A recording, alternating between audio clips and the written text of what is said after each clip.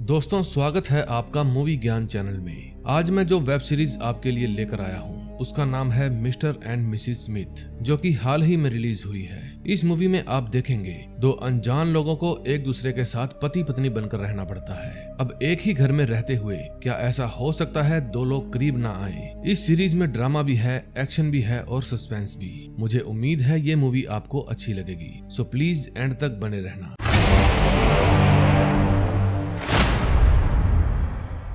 Movie की शुरुआत में हम दो कपल्स को देखते हैं जो अपने घर में बैठे थे और ड्रिंक पी रहे थे। वे दोनों एक दूसरे के साथ काफी खुश थे। वे आपस में बात कर रहे थे कि हम इस घर को छोड़कर कभी नहीं जाएंगे। इतने में उन्हें सामने से एक काली गाड़ी आती हुई नजर आती है। उसको देखकर वे दोनों समझ जाते हैं कि किलर्स आ गए हैं। फिर वे दोनों फौरन घर के अंदर आ जाते हैं और अपने हथियार निकाल लेते हैं। लड़की अपने बॉयफ्रेंड को कहती है, अब हम डरकर नहीं भागेंगे बल्कि इनका मुकाबला करेंगे। उसका पार्टनर एग्री कर जाता है और लड़ने के लिए तैयार हो जाता है। फिर जब वो लड़ने के लिए आगे बढ़ता है तो किलर उसे शूट कर देता है और फिर वे उस घर पर फायरिंग करने लगते हैं। जब वो लड़की अपने पार्टनर को मरा हुआ देखती है तो बहुत गुस्सा हो जाती है। फिर वो गन निकालकर उन पर अंधाधुंध गोलियां चला देती है, लेकिन इतने में पीछे से एक लेडी किलर आती है और उस लड़की को मार देती है। अगले सीन में हम जेन नाम की एक लड़की को देखते हैं जो कि जो हाई हाई कंपनी में अपना नाम रजिस्टर करवाने आई थी। जो भी यहाँ पर अपना नाम रजिस्टर करवाता है उनकी डिटेल्स किसी के साथ भी शेयर नहीं की जाती, यानी सेफ्टी का पूरा ध्यान रखा जाता है। कंप्यूटर उससे डिटेल पूछता है, जैसे कि उसकी हाइट, वेट, माँ बाप के बारे में और वो कौन सी कंट्री से बिलोंग करती है। फिर जेन को एक मिशन दिया जाता है जिसमें वो सबसे हाई लेवल चुनती है। फिर जेन को उसके घर की चाबी दी जाती है और फिर वो अपने घर चली जाती है। फिर हम जॉन नाम के एक लड़के को देखते हैं जो कि एक अफ्रीकन था। वो भी इस ऑर्गेनाइजेशन में शामिल होना चाहता था और उसे अपनी सारी डिटेल्स देता है। वो बताता है कि उसने अब तक सिर्फ 13 ही लोगों का मर्डर किया है। फिर कंप्यूटर जॉन को भी जेन के घर में ही भेज देता है। घर में जाकर जब वे एक दूसरे से मिलते हैं तो समझ जाते हैं कि ऑर्गेनाइजेशन ने उन दोनों को एक साथ काम करने को कहा है। फिर उन्हें रूम में ऑर्गेनाइजेशन द्वारा भेजा गया एक ड्रिंक मिलता है जो कि उनकी नकली शादी को सेलिब्रेट करने के लिए था। अब इन दोनों को एक कपल की तरह रहना था। वहाँ उनके इस्तेमाल में आने वाली हर चीजें मौजूद थी।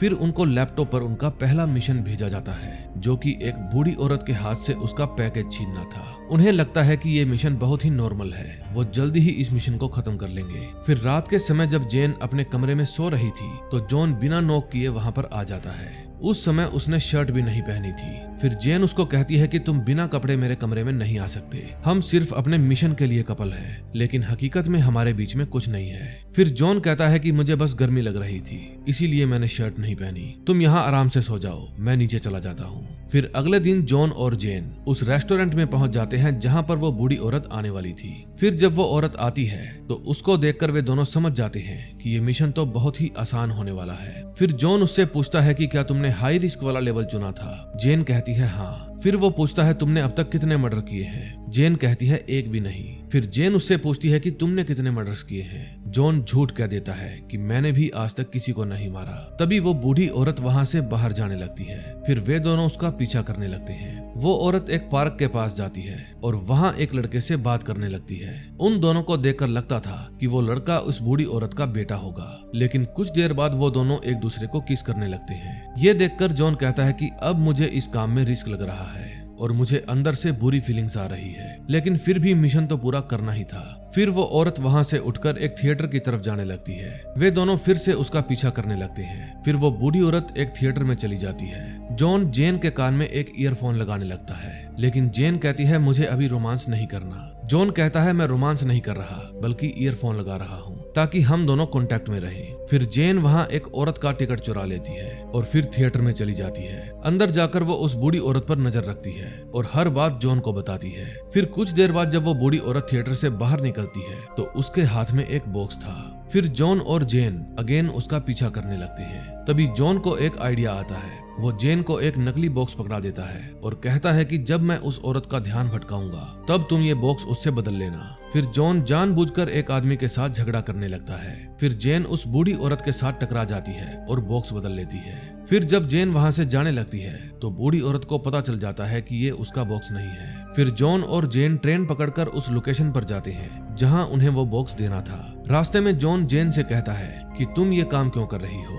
अगर तुम्हें रोमांस करना ही नहीं तो तुम नकली कपल भी क्यों बन रही हो? जेन कहती है मुझे अर्जेंट काम चाहिए था और मेरे पास कोई और ऑप्शन नहीं थी, इसीलिए मैंने ये काम चुना। फिर वे दोनों उस लोकेशन पर पहुंच जाते हैं और घर के अंदर चले जाते हैं। उस घर में काफी लोग काम कर रहे थे। फिर एक औरत जॉन से वो बॉक्स ले लेती है। उसके बाद जॉन और जेन घर से बाहर आ जाते हैं। फिर वे आपस में बात करते हैं कि इस काम में कोई ज्यादा खतरा नहीं था, लेकिन इतने में उस घर के अंदर एक बड़ा सा धमाका हो जाता है। इसका मतलब जो बॉक्स वे अंदर देकर आए थे उसमें बॉम्ब था। फिर वे दोनों वहां से भागने लगते हैं और पुलिस से बचने के लिए एक शॉप में घुस जाते हैं। वे शॉपकीपर को कहते हैं कि हमें चोट लगी है, हमें आपका वॉशरूम यूज करना है। फिर वे दोनों वॉशरूम में चले जाते हैं। जॉन कहता है कि मैं खिड़की से बाहर जा रहा हूँ, मैं तुम्हें घर पर मिलूंगा। फिर वे दोनों सही सलामत घर पर पहुंच जाते हैं। इस मिशन के कारण वे काफी थक चुके थे। फिर जॉन जेन के ही बेड पर लेट जाता है। जेन कहती है हमें लगा था ये मिशन आसान होगा, लेकिन ये काफी मुश्किल था। अब पता नहीं अगला मिशन कौन सा होगा। फिर वे दोनों सो जाते हैं। नेक्स्ट डे जेन जॉन से पहले उठ जाती है।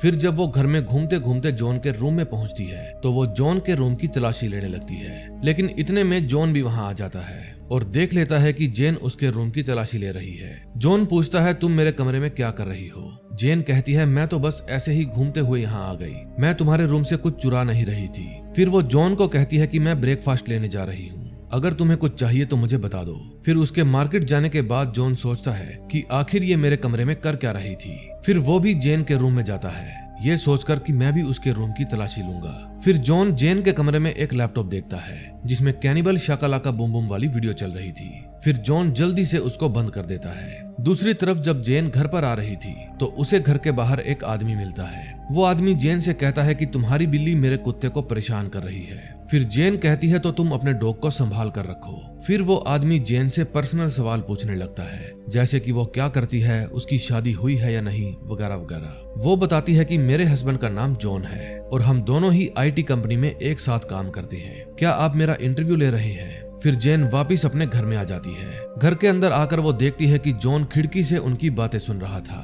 जॉन कहता है कि तुम किसी गैर मर्द के साथ बातें क्यों कर रही थी? मुझे बिल्कुल पसंद नहीं कि मेरी वाइफ किसी दूसरे आदमी के साथ बातें करे। फिर जेन कहती है मैं तुम्हारी पत्नी नहीं हूँ, हम कॉन्ट्रैक्ट बेस पर कपल हैं। फिर जॉन कहता है हम भले ही पति पत्नी ना हो, लेकिन अगर हम इसी तरह साथ रहेंगे तो एक दिन हम एक दूसरे को पसंद करने ही लगेंगे। फिर वे दोनों ब्रेकफास्ट करते हैं। फिर उनको उनका अगला मिशन मिल जाता है।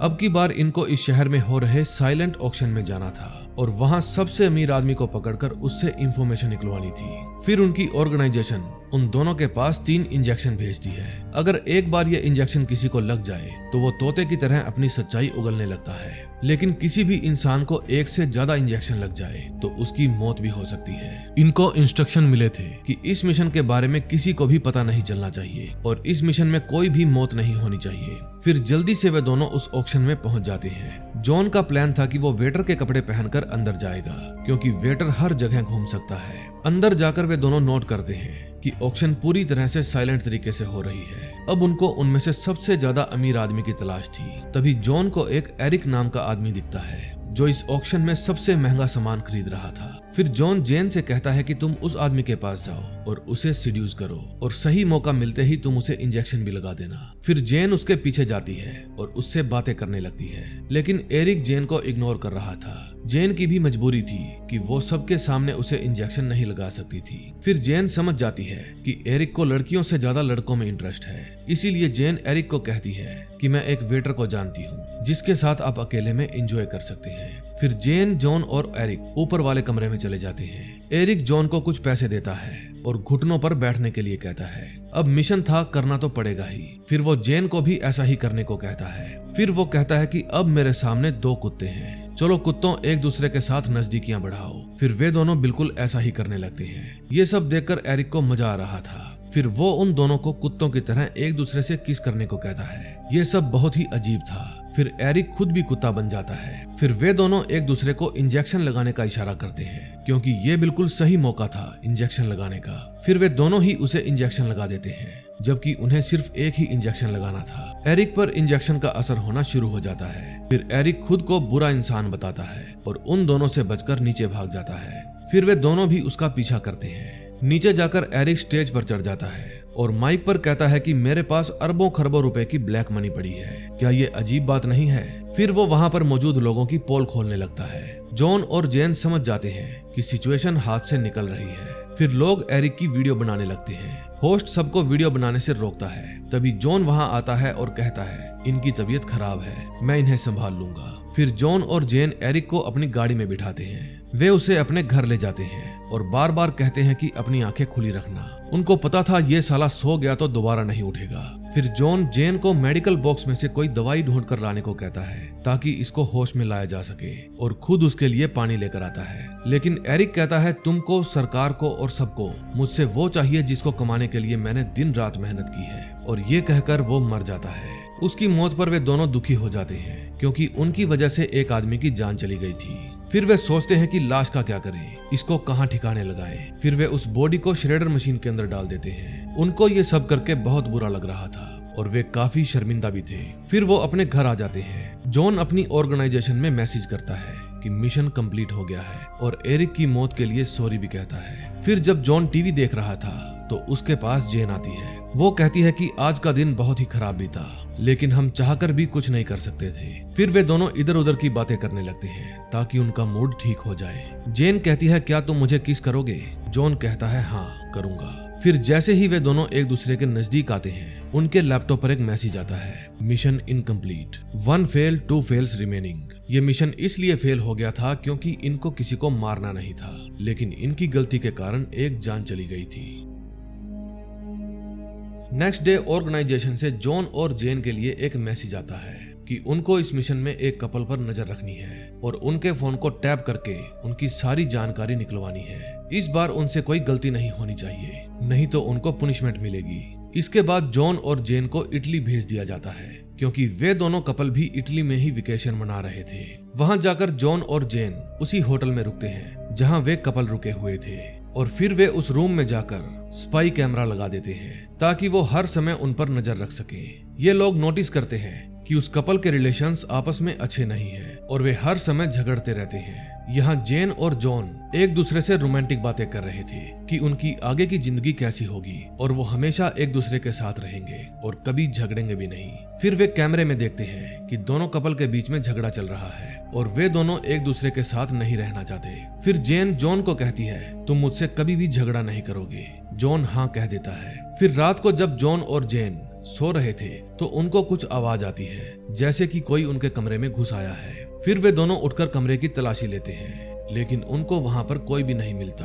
फिर वे दोबारा सो जाते हैं। नेक्स्ट डे ये दोनों उसी कपल के पीछे पीछे एक रेस्टोरेंट में खाना खाने जाते हैं, लेकिन हर बार की तरह वे लोग वहां भी झगड़ने लगते हैं। उनका झगड़ा देखकर जॉन कहता है मुझे ये मिशन काफी अजीब लग रहा है क्योंकि किसी कपल पर नजर रखना ये कैसा मिशन है। मुझे लगता है कि हमें इसलिए भेजा गया है ताकि हम इस कपल की लड़ाई रोककर उनको आपस में एक कर दें। वहाँ उनके बाजू में एक बूढ़े अंकल आंटी भी बैठे थे।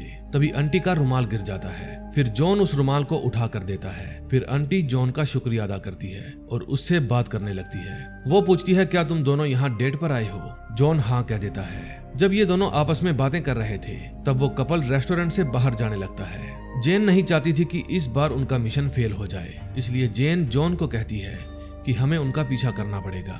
फिर वे दोनों भी वहां से बाहर चले जाते हैं। अब वो कपल स्की करने के लिए पहुंच जाता है, लेकिन जॉन को तो स्की करना आता ही नहीं था। फिर वो जेन को कहता है कि तुम अकेली ही स्की कर लो, मैं नहीं करूंगा। फिर जेन उस पर हंसने लगती है। तभी जॉन के पास उसकी मोम की कॉल आती है। फिर जॉन उनसे बात करने लगता है। जब जेन को इस बात का पता चलता है तो वो जॉन को कहती है कि तुम अपनी मोम से बात कैसे कर सकते हो, ये हमारे रूल्स के खिलाफ है। हम अपने घर वालों से बात नहीं कर सकते। तुम्हारी इस हरकत के कारण हमें पनिशमेंट मिल सकती है। जॉन बताता है कि मेरे डैड अब इस दुनिया में नहीं रहे, इसलिए मेरी मोम का ध्यान रखने वाला कोई नहीं है। अगर मैं भी उनका ध्यान नहीं रखूंगा तो और कौन रखेगा? मैं अपनी मोम से बात करना बंद नहीं कर सकता।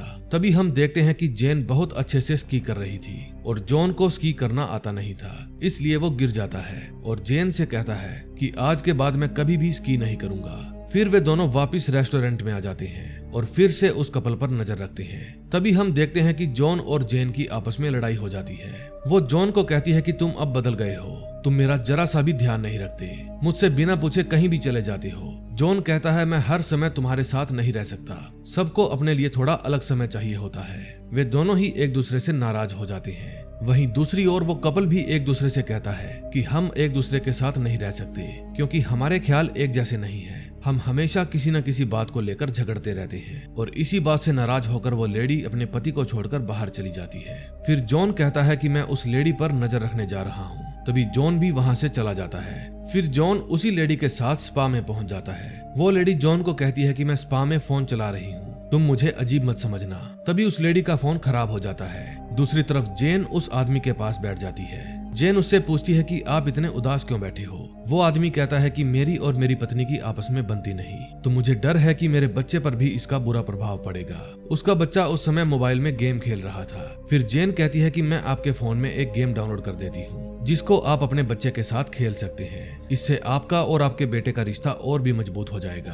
फिर जेन उसके फोन में गेम डाउनलोड करने के बहाने उसका फोन टैप कर लेती है। दूसरी तरफ जॉन और वो लेडी आपस में बातें कर रहे थे। जॉन वेटर को एक बाउल सूखे राइस लाने को कहता है। वेटर जब राइस लेकर आता है तो जॉन उस लेडी का फोन उस राइस में डाल देता है और कहता है कि ये आपके फोन का सारा मॉइस्चर खींच लेगा और आपका फोन बिल्कुल ठीक हो जाएगा। दोस्तों, आप लोगों में से कितने लोगों ने ये नुस्खा अपनाया है कमेंट में जरूर बताना। एक बार मैंने भी ये नुस्खा ट्राई किया था लेकिन कोई फर्क नहीं पड़ा। फिर जॉन उस लेडी से पूछता है कि आप क्या सोच रही हो। लेडी कहती है कि मेरे और मेरे हस्बैंड के बीच बहुत झगड़ा होता है, हो सकता है हम दोनों के बीच डिवोर्स हो जाए, लेकिन मैं उसे डिवोर्स नहीं देना चाहती। जॉन कहता है आप दोनों को एक दूसरे को समझना होगा, तभी आपके बीच का झगड़ा बंद हो सकता है। फिर जॉन उस लेडी को कहता है कि शायद आपका फोन ठीक हो गया है। फिर वो फोन को ऑन करने के साथ साथ उस फोन को टैप भी कर लेता है। अब उसकी फोन की सारी जानकारी जॉन के पास आ जाती है। फिर वो लेडी अपना फोन लेकर वहां से चली जाती है। कुछ देर बाद जॉन को उसके फोन से कुछ आवाज सुनाई देती है। दरअसल उस लेडी को कुछ गुंडे पकड़ कर ले जाते हैं और किडनैप कर लेते हैं। फिर वे उसके ही फोन से उसके पति को कॉल करते हैं और कहते हैं कि तुम अपने सारे शेयर्स हमारे नाम कर दो वरना तुम्हारी बीवी गई काम से। अब जेन और जॉन को भी पता चल जाता है कि वो लेडी किडनैप हो गई है। फिर उस लेडी का हस्बैंड अपने बेटे की तरफ देखता है और शेयर उनके नाम करने से इनकार कर देता है। ये बात जब उसकी पत्नी को पता चलती है तो वो सोचती है कि उसके हस्बैंड को मुझसे ज्यादा शेयर इंपॉर्टेंट लग रहे हैं। जॉन कैसे भी करके उस लेडी को बचाने की सोचता है। जेन उसको कॉल करके कहती है कि ये हमारा काम नहीं है, हमें जो काम दिया गया था वो पूरा हो चुका है, अब हमें वहां से चलना चाहिए। लेकिन जॉन उसकी बात नहीं सुनता और उसे बचाने के लिए चला जाता है। वहां जाकर जॉन सभी गुंडों से लड़ता है और उस लेडी को वहां से सेफली निकाल लेता है। लेकिन मार धाड़ में जॉन को भी काफी चोटें आती है। इतने में जेन भी वहां पहुंच जाती है और जॉन को बचा लेती है। अगले सीन में हम देखते हैं कि वो कपल अपने घर में फिर से झगड़ा कर रहे थे क्योंकि हस्बैंड ने अपनी वाइफ की जान बचाने के लिए शेयर देने से मना कर दिया था। फिर जॉन गर्म पानी के टब में लेट जाता है ताकि उसकी सर्दी उतर सके। जेन को उसकी हालत बहुत खराब लग रही थी। फिर जॉन कहता है नन्हा जॉन भी काम नहीं कर रहा, मुझे कुछ महसूस नहीं हो रहा। वो साला ठरकी जेन के मजे ले रहा था। जेन को जब इस बात का पता चलता है तो वो जॉन की पिटाई कर देती है और उससे नाराज हो जाती है। वो कहती है कि मुझे सच में तुम्हारी परवाह है, तभी मैंने ऐसा किया। दूसरी तरफ उस कपल में भी अब सुलह हो जाती है और वो एक दूसरे के गले लग जाते हैं। उसके बाद जॉन और जेन अपना मिशन कंप्लीट करने के बाद वापिस अपने घर जा रहे थे। तभी रात के समय जेन कहती है कि मैं 1 मिनट में आती हूँ। जॉन उसे कहता है कि मैं जानता हूँ तुम गंदी हवा छोड़ने जा रही हो, तुम चाहो तो यहाँ भी छोड़ सकती हो, मैं बुरा नहीं मानूंगा। फिर जेन कहती है मैं फाट नहीं करती और इतना कहते ही वो एक जबरदस्त बदबू वाली हवा छोड़ देती है। जॉन कहता है तुमने तो पूरे टूर का कबाड़ा कर दिया, इसको सूंघने से अच्छा है मैं ट्रेन से कूदकर जान दे दूं। और इसी के साथ 3rd एपिसोड भी खत्म हो जाता है। नेक्स्ट डे इनको फिर से ऑर्गेनाइजेशन से एक मैसेज आता है, आज तुम लोगों को छुट्टी दी गई है, मौज करो। फिर वे दोनों मार्केट में घूमने जाते हैं। वहाँ जॉन को अपनी एक पुरानी दोस्त मिलती है जिसका नाम रूनी था। इसको देखकर जॉन सरप्राइज हो जाता है। दोस्तों, कौन कौन रूनी को पहचान गया कमेंट में जरूर बताना। फिर वो अपनी दोस्त को जेन से मिलाता है। रूनी पूछती है क्या तुम दोनों ने शादी कर ली है? जॉन कहता है हाँ। फिर थोड़ी बहुत बातें करने के बाद रूनी वहाँ से चली जाती है। फिर जेन कहती है कि तुम्हारी दोस्त का एक हाथ नहीं है। जॉन कहता है नहीं, उसके दोनों हाथ थे। जेन कहती है नहीं, तुमने ध्यान से नहीं देखा, उसका एक ही हाथ था। जॉन कहता है कि हम दोनों रिलेशन में रह चुके हैं, इसलिए मुझे अच्छे से पता है कि उसके दोनों हाथ हैं। जेन पूछती है क्या तुम दोनों कभी इंटीमेट हुए हो?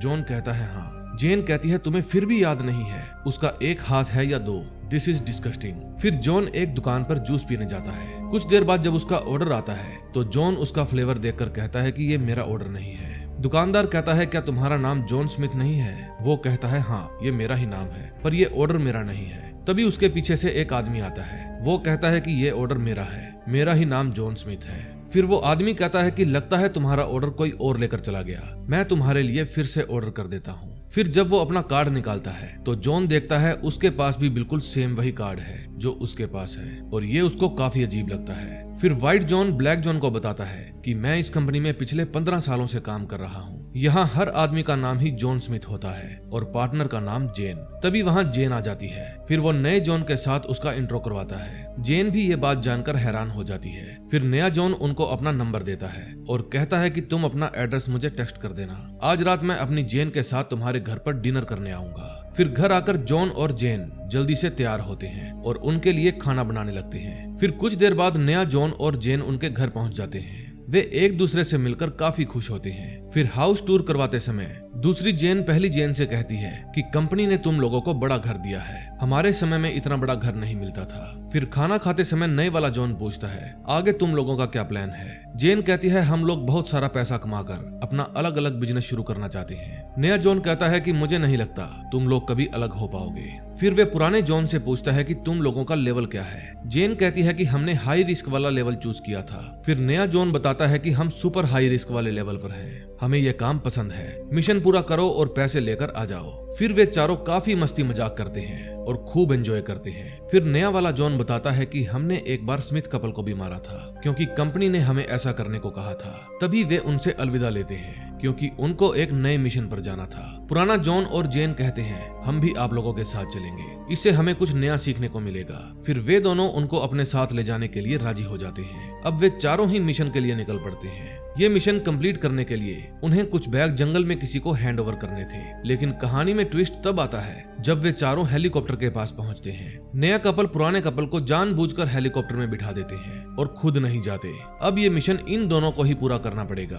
फिर वो हेलीकॉप्टर उन दोनों को ही जंगल में लेकर जाता है। फिर वे दोनों अपने बैग्स लेकर पैदल ही आगे बढ़ते हैं। वहाँ कुछ लड़के आते हैं और उनसे बैग छीन लेते हैं। फिर वे उन दोनों को गन पॉइंट पर लेकर अपने साथ ले जाने लगते हैं। वे इन दोनों को मारने वाले थे, लेकिन ये दोनों उन लड़कों को मारकर वहाँ से भाग आते हैं। फिर जब वे अपने हेलीकॉप्टर में बैठकर वापस आ रहे थे तब उनके पास नए जॉन की वीडियो कॉल आती है। वो पूछता है तुम जिंदा कैसे बच गए? देखकर खुशी हुई। पुराने वाला जॉन कहता है कि हमें छुरा इस्तेमाल करना पड़ा। जॉन के चेहरे से लग रहा था कि वो उन लड़कों को मारकर खुश नहीं था। फिर नए वाला जॉन कहता है कि तुम लोगों ने मिशन कंप्लीट कर लिया है, इसलिए इस मिशन के जितने भी रुपए मिलेंगे वे मैं तुम्हारे पास भिजवा दूंगा। फिर वे दोनों अपने घर वापस आ जाते हैं। ये लोग बहुत ही थक चुके थे और इनका आज का दिन बहुत ही बेकार था। फिर जॉन कहता है कि आज के बाद कोई भी दूसरा जॉन या जेन आए हम उन्हें अपना आइडल नहीं मानेंगे और ना ही हम उनकी किसी बातों में आएंगे। भाड़ में जाए वे दोनों। और फिर वे थोड़ा बहुत मजाक करते करते सो जाते हैं। नेक्स्ट डे हम एक टोबी नाम के आदमी को देखते हैं जो कहीं पर अकेला ही बैठा हुआ था और माल फूक रहा था। इतने में उसके पीछे से जॉन और जेन आ जाते हैं और उसको पकड़ लेते हैं क्योंकि इस बार उनको मिशन मिला था कि टोबी को पकड़कर सेफ हाउस लेकर जाना है और उसके साथ तब तक कुछ नहीं करना जब तक नेक्स्ट ऑर्डर नहीं मिलते। फिर वे उसको किडनैप करके अपने साथ अपनी कार में बिठा लेते हैं। टोबी कहता है प्लीज मुझे छोड़ दो, तुम लोग मुझे कहाँ लेकर जा रहे हो, लेकिन वे उसे अपने साथ ले जाते हैं। उसको किडनैप करके वे दोनों बहुत खुश हो रहे थे क्योंकि ये तो बहुत ही आसान मिशन था। फिर जेन कहती है इसको सेफ हाउस पहुंचाओ और मिशन खत्म करो। ये बात सुनकर टोबी गुस्सा हो जाता है और कहता है कि मेरे मुंह पर से अभी की अभी मास्क हटाओ, मुझे सांस लेने में दिक्कत हो रही है। ये बात सुनकर जेन उसके मुंह से मास्क हटा देती है। फिर कुछ देर बाद जब वे सेफ हाउस के पास पहुंचते हैं तब उनको वहां पर बहुत सारे दुश्मन मिलते हैं और फिर वे सब उन पर गोलियां चलाने लगते हैं। उनसे बचने के लिए जॉन कार मोड़ लेता है और दूसरी तरफ चला जाता है। अब उनकी कार पर फायरिंग हो रही थी। वे दोनों ही डर रहे थे कि कहीं टोबी को गोली ना लग जाए क्योंकि अगर उसे गोली लगी तो उसकी मौत हो जाएगी और ये मिशन फेल हो जाएगा। जॉन काफी देर तक गाड़ी भगाता है ताकि गुंडों से उनका पीछा छूट जाए। फिर वो उनको चकमा देने में कामयाब हो जाता है। फिर वे एक भीड़ भाड़ वाले इलाके में में घुस जाते हैं, लेकिन वे गुंडे वहां भी आ जाते हैं और फिर उनमें गोलीबारी शुरू हो जाती है। फिर जॉन टोबी को कार से बाहर निकालता है और पैदल ही वहां से भगा कर ले जाता है। टोबी के घुटने में दर्द था और पीछे गुंडे भी पड़े थे। वे दोनों टोबी को कवर करते हुए वहां से ले जा रहे थे। भागते भागते टोबी की सांस फूल जाती है क्योंकि वो एक बूढ़ा आदमी था। फिर टोबी के साथ साथ उन लोगों की भी रफ्तार धीमी हो जाती है। वे दुश्मन उन पर लगातार गोलियां चला रहे थे। फिर उनसे बचने के लिए वे एक घर में घुस जाते हैं। उस घर की बैक साइड समुद्र था। फिर जॉन कहता है कि हमें बोट से उस समुद्र के दूसरी तरफ जाना होगा, तभी हम बच सकते हैं। फिर जॉन और जेन तो उस घर से कूद जाते हैं, लेकिन टोबी को कूदने से डर लग रहा था। फिर जॉन उसको एकदम आराम से उतरने को कहता है। फिर वहां से तो टोबी उतर जाता है, लेकिन और नीचे जाने से मना कर देता है। फिर जॉन उसे धक्का दे देता है। अब टोबी नीचे तो पहुंच गया था, लेकिन उसका सूसू निकल जाता है। फिर वे एक बोट वाले को कुछ पैसे देकर उसे दूसरी तरफ ले चलने को कहते हैं। दूसरी तरफ उतरकर वे एक घर में जाते हैं। जॉन कहता है इसे भी सेफ हाउस समझो, उम्मीद है हम यहाँ पर सेफ रहेंगे। जेन पूछती है तुम्हें इसके बारे में कैसे पता चला? जॉन कहता है ये घर मैंने खरीद लिया है, ओनर सारा सामान इसी घर में छोड़ गया। ये घर मुझे काफी कम दाम में मिल रहा था तो मैंने खरीद लिया। फिर जेन उसको साइड में ले जाकर कहती है तुमने इतना बड़ा डिसीजन मुझसे बिना पूछे कैसे ले लिया? तुम्हें एक बार ये जगह विजिट तो करनी चाहिए थी। इतने में टोबी वहां आता है और कहता है देखो तुम्हारे रुपए हैं, तुम चाहे जो भी करो, लेकिन घर लेने से पहले एक बार जरूर सोच लेना चाहिए। फिर जेन अपनी कंपनी को मैसेज करके बताती है कि हमारा मिशन लगभग कंप्लीट हो चुका है। फिर आगे से मैसेज आता है stand by for transport instructions. फिर वे पूछते हैं क्या तुम जॉन के साथ खुश हो? जेन कहती है जॉन बहुत अच्छा पार्टनर है। अगले सीन में हम देखते हैं जेन और टोबी आपस में बातें कर रहे थे। तभी टोबी के पेट में दर्द हो जाता है। फिर जेन उसके लिए दवाई लेकर आती है, लेकिन वो दवाई लेने से मना कर देता है। फिर जॉन उसको कहता है कि अगर तुम दवाई ले लोगे तो मैं तुम्हें एक सिगरेट दूंगा। सिगरेट के लालच में टोबी दवाई खा लेता है, लेकिन जॉन उसे सिगरेट नहीं देता। इस बात से टोबी को गुस्सा आ जाता है। फिर जॉन उसको गन दिखाकर शांत होने के लिए कहता है। टोबी कहता है मारना है तो मार दे साले, और फिर रोने लगता है। फिर टोबी ये कहकर सोने के लिए चला जाता है कि तुम लोग बहुत ही बुरे हो। फिर जॉन कहता है कि मैं उसे देख कर आता हूँ। इतने में जेन के पास लोकेशन आ जाती है जहां उनको टोबी को डिलीवर करना था। फिर रात को जब जॉन और जेन इकट्ठा बैठे थे तो जॉन कहता है कि मुझे माफ कर दो, मुझे तुमसे बिना पूछे ये घर नहीं खरीदना चाहिए था। फिर जेन उसको माफ कर देती है और वे दोनों गले लग जाते हैं। इतने में वहां पर टोबी आ जाता है। वो जॉन को कहता है कि शायद मैंने अंदर वोमिट कर दी है। जॉन कहता है मैं देख कर आता हूँ। फिर जॉन वोमिट साफ करने के लिए चला जाता है। फिर नेक्स्ट डे जेन देखती है कि दुश्मन चुपके से उनके घर में घुसने की कोशिश कर रहे हैं। फिर वे तीनों जल्दी से वहां से निकल जाते हैं और दुश्मनों के घर में घुसने से पहले बोट के पास पहुंच जाते हैं। इतने में वे दुश्मन उनके घर में पहुंच जाते हैं। तभी वो घर ब्लास्ट कर जाता है जिसमें सारे दुश्मन मारे जाते हैं। जॉन उसको कहता है कि तुमने मेरा घर उड़ा दिया, लेकिन ये कैसे किया? वो बताती है कि मैंने डायनामाइट स्टिक टोस्टर में रख दी थी। तभी उनको लेने के लिए वहां पर एक जहाज आ जाता है। फिर वे टोबी को उस जगह पहुंचा देते हैं जहां उनको बोला गया था। घर पहुंचकर जेन मैसेज करती है मिशन कंप्लीटेड। तभी वहां पर जॉन आता है। वो पूछता है क्या तुम प्रेग्नेंट हो?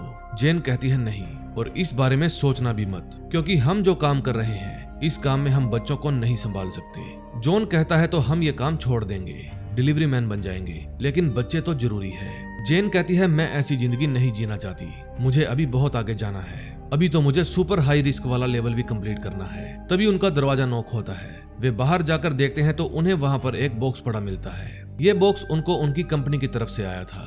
जॉन बॉक्स खोलता है तो उसके अंदर उसे एक शैंपेन की बोतल मिलती है जिस पर लिखा था वेल डन जेन। इसको पढ़कर जॉन को गुस्सा आ जाता है क्योंकि ये मिशन उन दोनों ने कंप्लीट किया था, लेकिन शाबाशी सिर्फ जेन को मिली थी। जॉन कहता है कि हर बार की तरह तुमने आज फिर क्रेडिट ले लिया।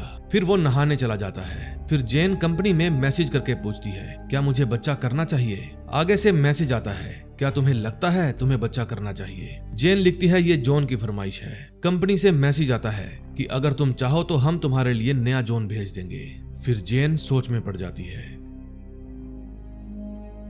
नेक्स्ट डे जॉन और जेन दोनों एक डॉक्टर के पास जाते हैं थेरेपी लेने। जॉन बताता है कि हमारा बॉस इसको फेवर कर रहा है, उसने इसको मुझे रिप्लेस करने के बारे में भी पूछा था। जेन कहती है लेकिन मैंने मना तो कर दिया था, मैंने कह दिया था कि अगर मुझे प्रमोशन भी दोगे तो प्रमोशन भी मैं तब लूंगी जब ये वाला जॉन मेरे साथ होगा। डॉक्टर पूछती है आप लोग क्या काम करते हैं? वे दोनों बताते हैं कि हम लोग कंप्यूटर सॉफ्टवेयर इंजीनियर हैं। डॉक्टर पूछती है तो किन बातों पर तुम्हारे झगड़े होते हैं? जॉन कहता है कि मैं चाहता हूँ बच्चे हों, लेकिन ये चाहती है ना हो। फिर डॉक्टर जेन से पूछती है कि तुम क्यों नहीं चाहती बच्चे हो। वो कहती है कि हमारे काम में बहुत खतरा है। डॉक्टर कहती है ओह, सॉफ्टवेयर इंजीनियर के काम में इतना बड़ा खतरा।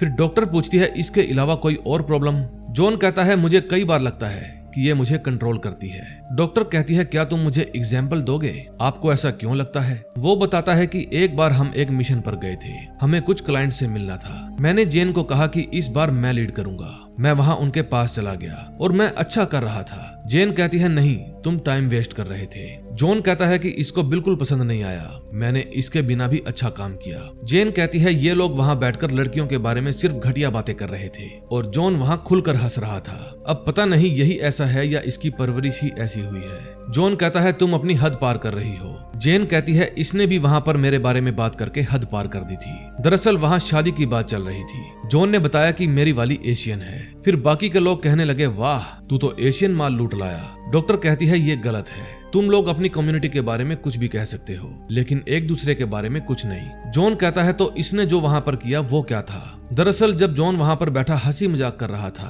तो जेन को बर्दाश्त नहीं हुआ। फिर उसने अपनी स्नाइपर गन से उनको मारना शुरू कर दिया और जॉन की जान खतरे में डाल दी। जॉन यहाँ आया तो यही सब करने था लेकिन मौके की तलाश में था। डॉक्टर कहती है तो इसका मतलब वो डील जेन ने छीन ली। जॉन कहता है हाँ। तभी घंटी बजती है और डॉक्टर उठकर चली जाती है। डॉक्टर के जाने के बाद वे फिर से लड़ने झगड़ने लगते हैं। फिर जब डॉक्टर आती है तो उनको शांत करवाती है। वो कहती है कि जब भी तुम लोग झगड़ा करो तो मेरी ये स्टोरी याद कर लेना। एक बार मेरे सामने कोई जंगली बंदर आ गया था, फिर हम दोनों एक दूसरे को घूर रहे थे।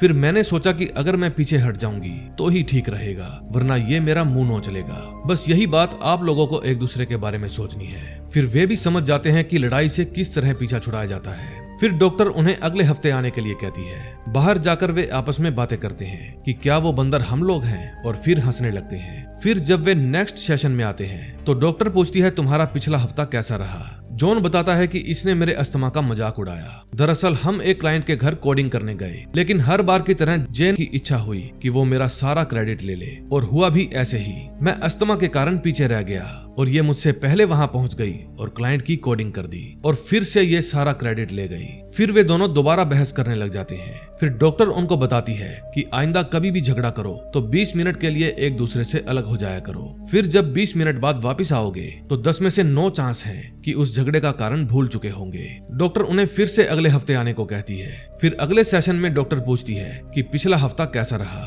जॉन बताता है कि इस बार हमारे झगड़े का कारण एक बुक थी। दरअसल हमारे ऑफिस में छुट्टी थी, इसलिए हम जंगल में शिकार खेलने गए थे।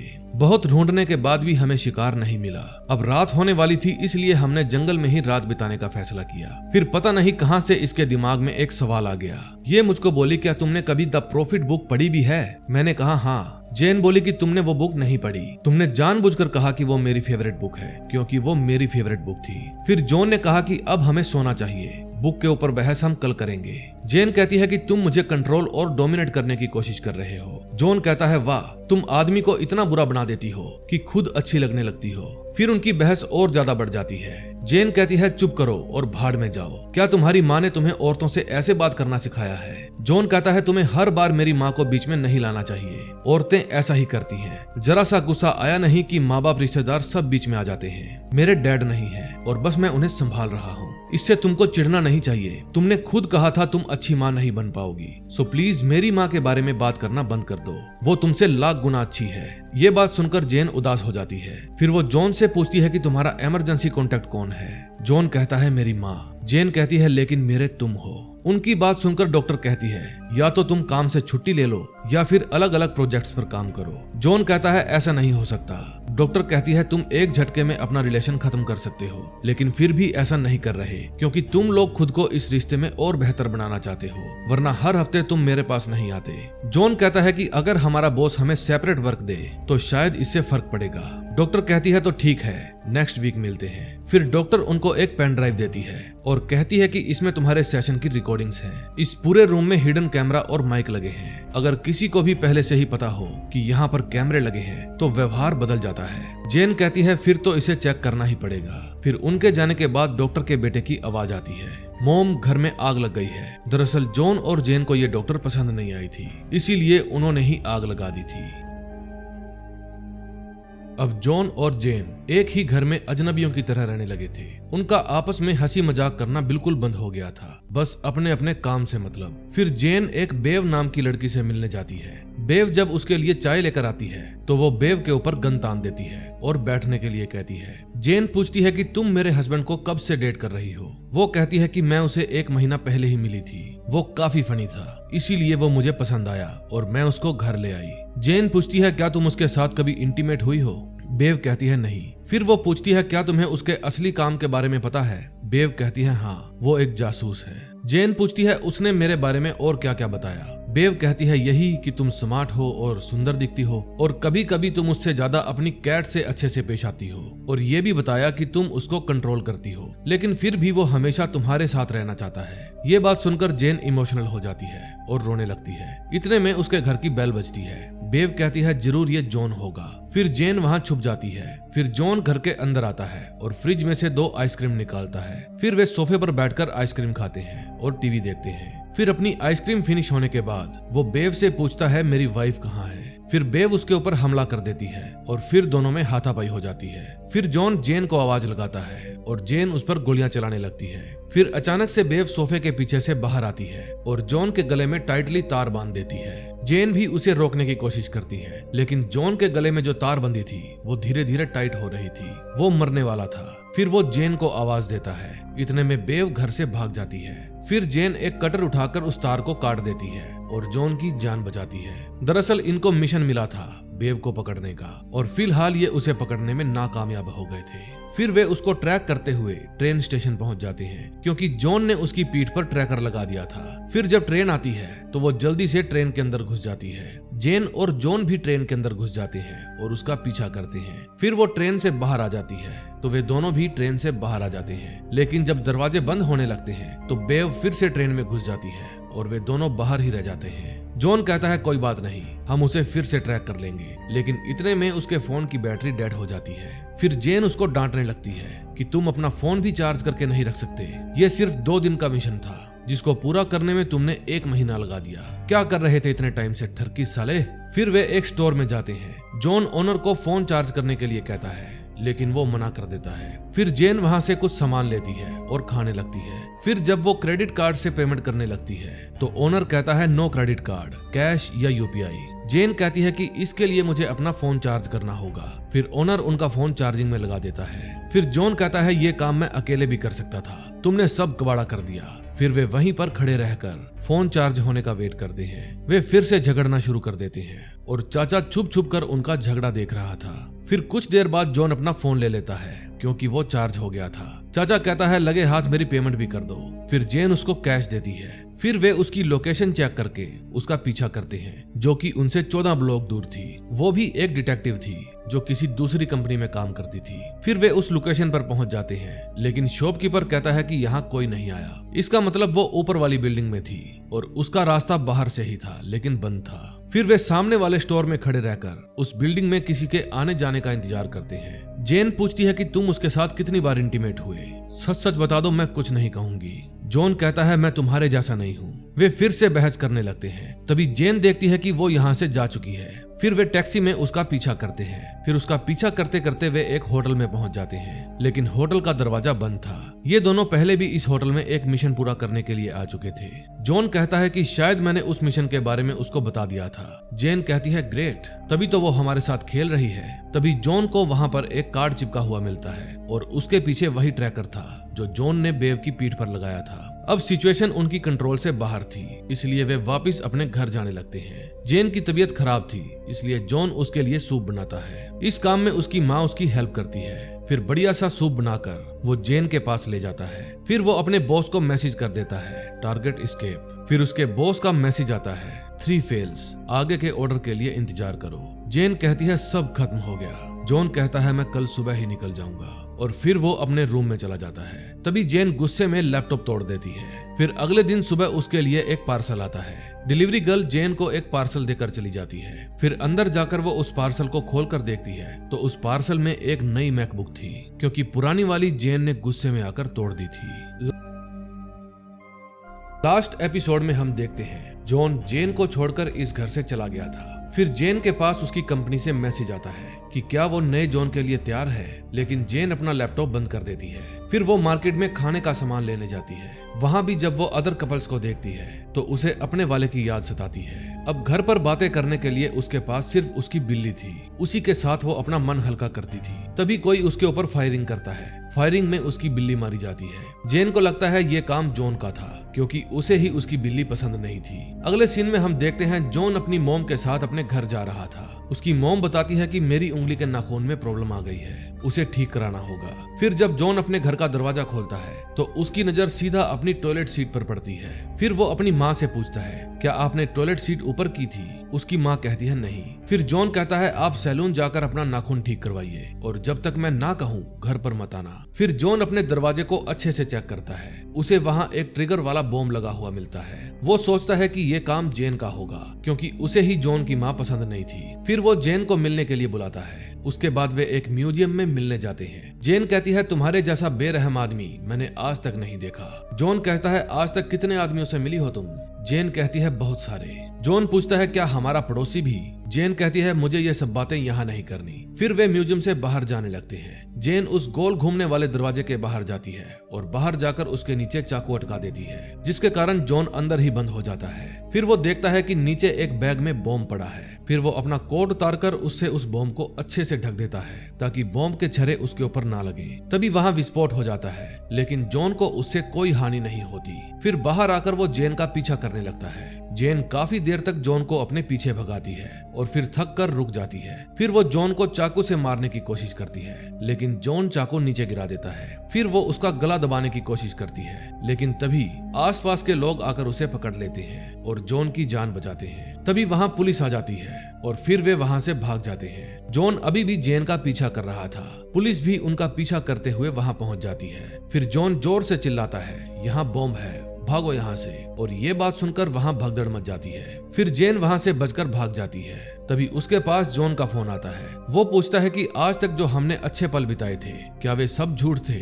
जेन कहती है कि मैं सिर्फ अपना काम कर रही थी। जॉन कहता है, ठीक है, बाय। तभी जॉन की नजर जेन पर पड़ती है, जो कि उसके पास में ही खड़ी थी। जेन फिर से भागने लगती है और जॉन उसका पीछा करने लगता है। उसका पीछा करते करते जॉन एक गाड़ी से टकरा जाता है। उसको देखकर जेन सोचती है कहीं ये टपक तो नहीं गया, लेकिन जब वो फिर से उठ खड़ा होता है तो जेन उसको देखकर भाग जाती है। फिर वो भागकर अपने घर में चली जाती है और घर को लॉक कर लेती है। लेकिन तभी उसे अपने घर में जॉन की माँ मिलती है। वो पूछती है, आप कौन है? वो लेडी बताती है, मैं जॉन की माँ हूँ, मैं तुम्हारा ज्यादा वक्त नहीं लूंगी। वो बताती है कि मैं कुछ दिन पहले ही इस शहर में शिफ्ट हुई हूँ। जेन पूछती है, आप मेरे घर में कैसे घुसी? जॉन की माँ कहती है कि जॉन ने मुझे एक इमरजेंसी की दी थी, उसी को यूज करके। तभी बाहर खड़ा जॉन उस घर के अंदर घुसने की फिराक में था। इतने में वहाँ उसका पड़ोसी आ जाता है। वो जॉन की हालत देखकर पूछता है, आपको क्या हुआ? जॉन कहता है, मैं यहाँ से नीचे गिर गया था और मेरी चाबी सीवर में गिर गई। मेरे घर के बैक साइड का दरवाजा हमेशा खुला रहता है, क्या मैं आपके घर से मेरे घर में जा सकता हूँ?